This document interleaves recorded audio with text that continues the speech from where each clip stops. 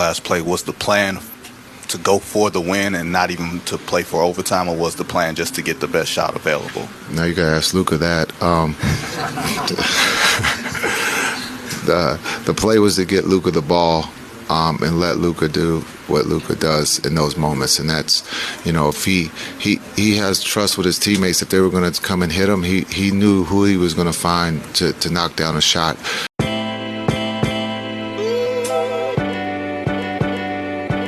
Dub, if you got to make a pick, what do you think is going to happen in the Western Conference Finals?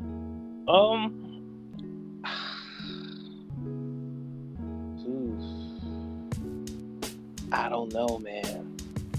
I don't know.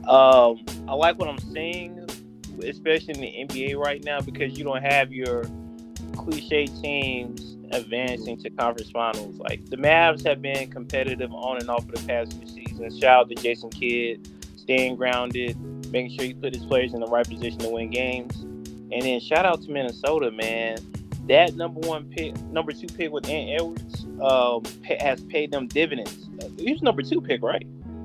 Yeah, I think it was number 1 overall. Number 1? Man, that pick has paid dividends. And when you talk about the transfer of power between a vet and a young gunner like Towns and Edwards, they're going to have a discussion, closer to the end of the year, or even maybe right now.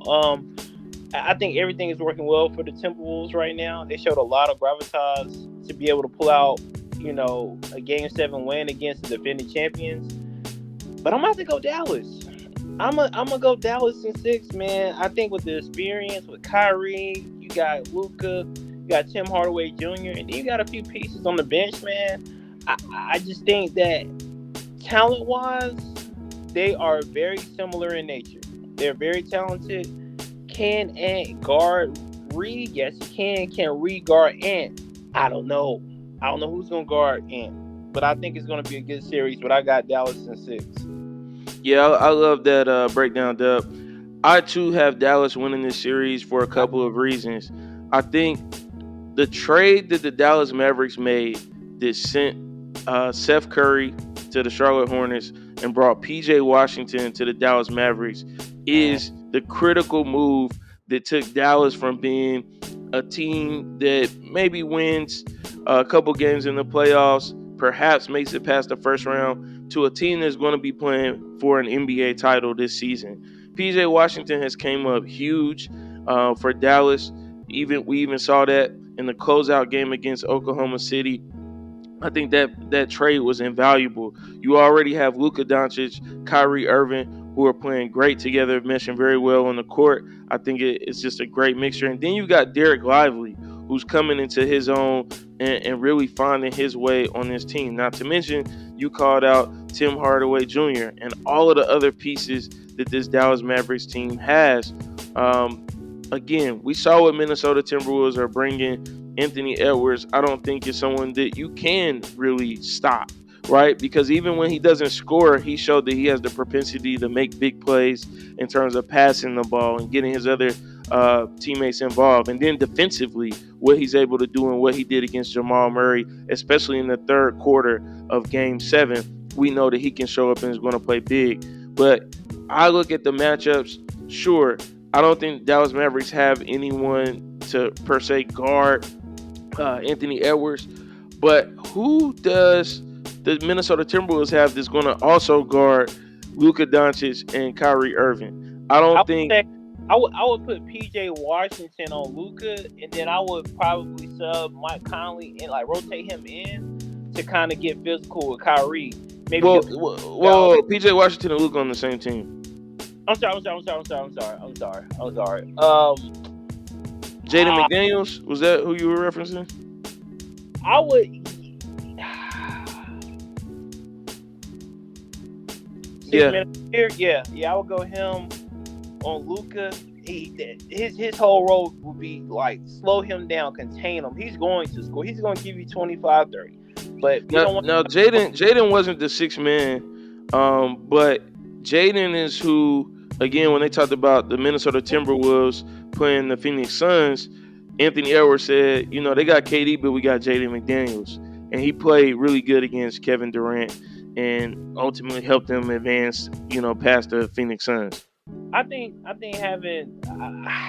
think having Nas Reed Is the as sixth Nas man of the Reed, year. Yeah, bang, Nas Reed. banging up against him, that could be helpful too to slow him down a little bit. Guarding who? Anthony Edwards? No. He plays for the Timberwolves. Right. I'm tripping, but you were talking about who was going to guard Luka. So you talking about Nas Reed guarding Luka? Yeah, and like them alternating on him. Like someone will have to bang him up, bro. Someone's have to be really physical with him, get him all riled up, get him in foul trouble early. Like I definitely think that will play a part. And then for Kyrie, I think put Michael Conley on him a few times, and they got a bigger guard like Edwards guarding him a few times. They'll slow him down. They've got to give him different looks. You can't give them the same thing because these guys are way too skilled for you to give them the same look. So they're gonna do a lot of switching, man. I'm gonna tell you what, Luka cooking whoever on the Timberwolves is guarding him. Luka is gonna cook. They don't have anybody that can guard Luka. He's cooking. I don't really feel like there's anybody in the NBA that can guard Luka. That's just my personal opinion, though. I think anybody on the Timberwolves team is getting cooked. And Anthony Edwards guarding Kyrie, I think Edwards is food if he guarding Kyrie. No disrespect. Come on, man. I don't know, man. Kyrie is super. By far, Kyrie Irving is the most skilled basketball player we've ever seen. Most skilled basketball player that we've ever seen. But I definitely think he can get any shot that he wants. But I think if you put a bigger body on him, that will at least try to slow him down. The only thing you can do with those two guys is contain. You want the other guys to be strong. You want the other guys to step up in those moments and hit big shots in order to win the game. Yeah, for sure. Yeah, I would probably put Ant Edwards. I would put Ant on Luka. That's what I would do. I would put Ant or Jaden McDaniels on Luka, and again, they've got some favorable matchups when you think about, a lineup where they have both Rudy Gobert and Karl Anthony Townsend. That's going to be to their advantage, playing both of their bigs, both of their 7-footers at the same time. I I never thought that Dallas would get past OKC. I thought that would be, you said you did? Yeah. Yeah, I thought OKC had matured enough at this point that they would be able to, surpass the vets when it came to this series, and they showed us that they just not quite there. I still think OKC overachieved. When you look at really the first full season with Chet Holmgren, SGA, Williams all playing together, but they were 10th in the league last year without Chet. Right. One team in the league as far as win percentage and everything, so they definitely overachieved. So I feel like they did what they had to do. Yeah. In this series, I think it goes 7 again. I think the Timberwolves are in for a long haul. From here on out, long haul when it comes to these series. I think this goes 7, and I got Dallas winning in 7. Yep. I'm cool with that. I'm cool with that assessment. For sure. Listen, we want to know what y'all think, though. This is what Dub and I think. We tend to put out there our feelings and break it down. We need y'all to jump in the comments and let us know whether you agree or disagree. All good with us.